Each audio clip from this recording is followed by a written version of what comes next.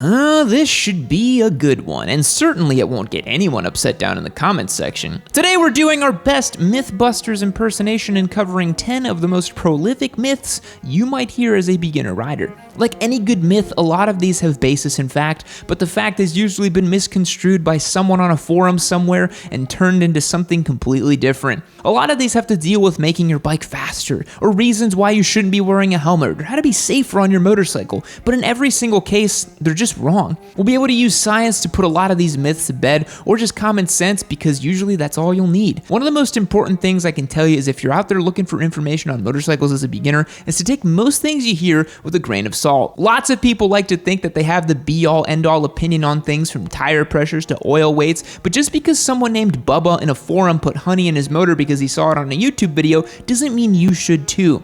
If you're looking for some reliable sources of information, you should look no further than Ari Henning over on Revzilla. Man, this is like the fourth or third time I've told you to go and check him out on YouTube, isn't it? Okay, first up on the chopping block is a myth propagated by riders looking for an excuse to ride without a helmet. There's a whole bunch of grisly ones that have to do with helmets that I don't want to give the light of day, but one that I thought was worth looking at was the notion that helmets limit or block your ability to see or hear danger. This is completely wrong. As far as sight is concerned, all you need to do is put on a full-face helmet to realize that the field of view is actually very wide by design. It's almost like they thought of that. Do you have perfect 180-degree peripheral vision? No, because you're literally a human being and we don't have that. But you're not going to be really able to see anything of note that far anyway. Let's take a super popular track day lid, the Defiant X by Arai. I actually used to wear one of these before I got my Corsair X, and I recently got to use one as a vlogging helmet, so I have a lot of miles down with this one. The helmet was designed to be used in a full tuck in a racetrack, so you have great vertical field of view, and the horizontal field of view is even larger. Unless you have something coming at you from directly above, you'll see it. Now, as for not hearing something coming, helmets do a horrible job of dampening sound coming at you from the road, from your exhaust, and most importantly, from other vehicles coming around you and the wind. They're so bad at this, in fact, that I always recommend riding with earplugs in, and so do most veteran riders who want to hear past their 40s. I can tell you from personal experience that even with earplugs in, you can hear sirens and loud noises coming, so if you've got someone saying that wearing a helmet means you can't hear or see danger coming, that's just BS. Speaking of helmets, if you want to pick up a brand new Arai so you can ride out like your new Papa Yams all fast and aerodynamic, you can click the link below and check out our new YN Moto store. It's a new way for you to get all the gear and accessories you need and enter to win motorcycles at the same time. How cool is that? We've got hand-picked gear for beginners and vets alike, as well as tools you'll need to wrench on your bike, and we're expanding our offerings, so keep your eyes peeled. Every dollar you spend on the YN Moto store is an entry to win any of the motorcycles we're giving away. If you want to get entered to win the old-fashioned way, you can check out yammie.co, where you can sign up to win and get access to the Discord server, exclusive live streams, and behind-the-scenes content. We've also got the merch store, where every dollar you spend is an entry to win. All those links are in the description down below, so check them out and get yourself entered to win our bikes. Number 2, it's loud pipes save lives. I've talked about this before, and you guys better get ready. Cue a bunch of butthurt Harley boys in the comments down below. Yeah, you might have a Screamin' Seagull 131 Freedom Cannon on your motorcycle, but that doesn't make you any safer than a stock pipe, my man. To understand why this is wrong, we need to take a look at the physics of sound, and this is something safe enough for you to do at home.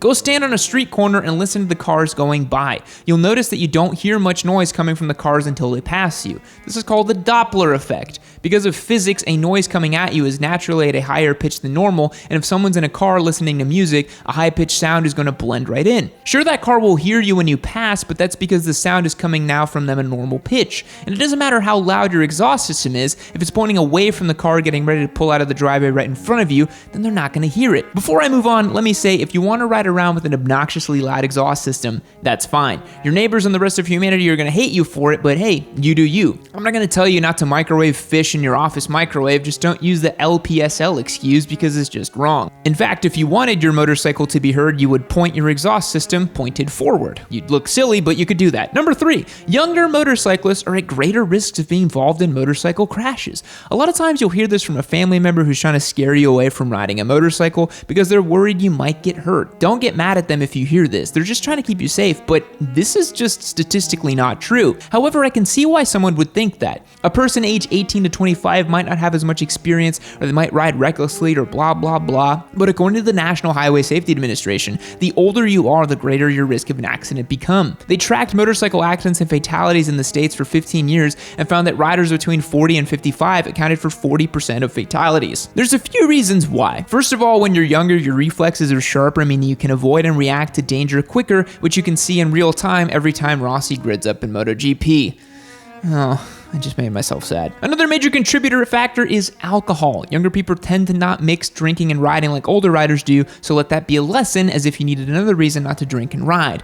Another reason as well is that older riders tend to not wear as much gear as younger riders. We see this in helmet statistics as well. So older riders, keep your wits about you. Number 4, hitting small obstacles on the road will cause you to crash. This one comes from a real demonstrable fact that hitting obstacles on the road can cause you to crash. But it's been retold and repeated so many times that it went from big obstacles, potholes, and big cracks to any little pebble will instantly send your motorcycle cartwheeling through the sky.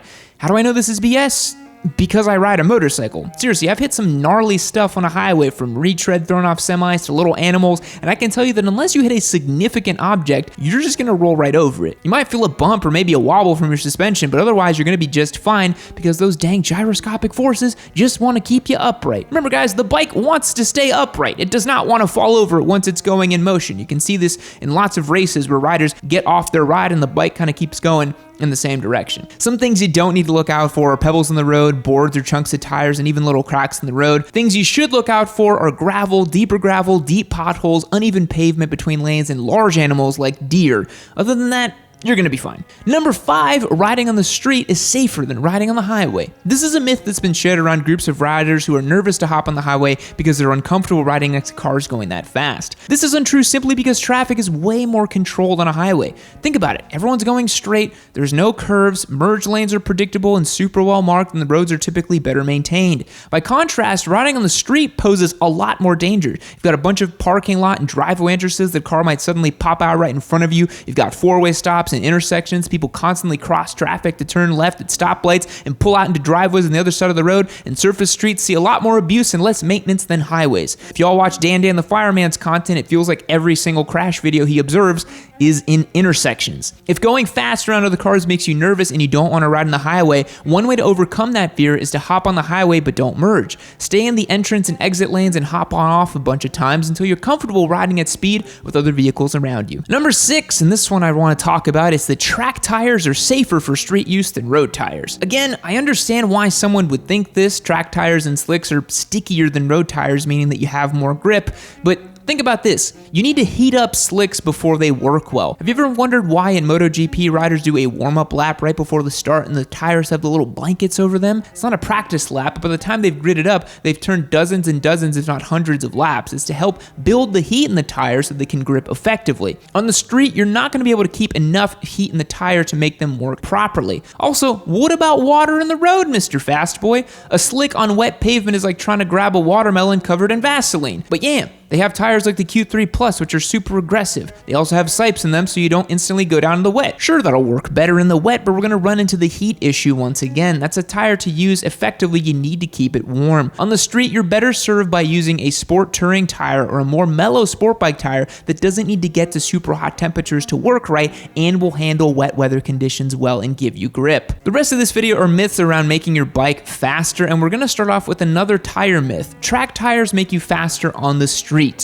No, they don't make you any faster. Once again, with the heat thing, you're not going to be able to build and keep enough temperature in the tire for you to really see any benefit. And furthermore, it's not the tire that makes you faster, it's you. You need to have a lot of practice and miles under your belt before you know what your bike feels like at the limit of grip and how it flicks from side to side. The only place you can get that practice is at the track. Also, if you're pushing hard enough to need track day skills on the street, tires are going to be the least of your worries. Number 8, riding with underinflated tires gives you more grip, and having more grip means you can turn harder and be faster. Another one of those track day tips that people misunderstand. The reason you drop your PSI at the track is not to increase grip directly. Let's get physicsy here for a second. Blow up a balloon just enough so it's about to pop. Then put that balloon next to a hot lamp, not touching it, and just wait. That balloon is going to pop because as you increase the heat of an airtight system, like a balloon or a tire, you increase the pressure. If you ran a track tire at street pressure, like 34 or 36 PSI, you'll build heat like you normally would, but you're also gonna send your tire pressure through the roof, decreasing your mechanical grip and not operating in the right PSI of the tire. Since you can't build enough temperature on the street to compensate for lower starting pressure, you're literally just killing your tire faster for no reason. Most sport bikes are best served by 34 PSI front and rear. Track day PSIs are usually set between 28 to 30, sometimes 31 to 32, but you're really gonna have to check the make and model of the tire, and slicks can go down as low as 22 PSI. That's what I run on my race bike at the rear.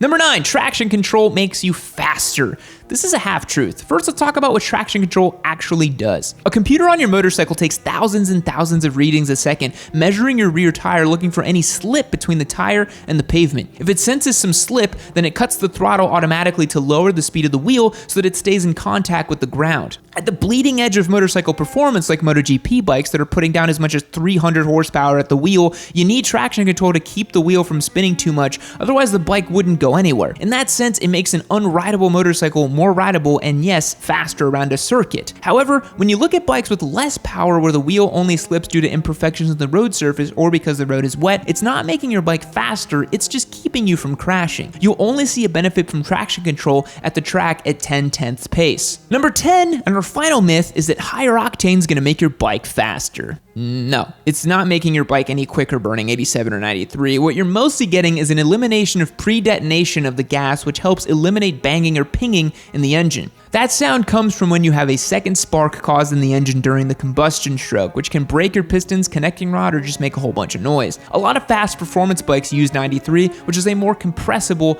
fuel so that you can avoid pre-detonation. It just lets the engine produce higher compression ratios and as such, more power. The gas isn't making the bike faster, it's the bike doing all the work. Once again, physics to the rescue. Fact. The Aurora Australis is the southern version of the Aurora Borealis. Tasmania, New Zealand, and Antarctica are a few of the best places to scope out the southern lights from land. Goodbye.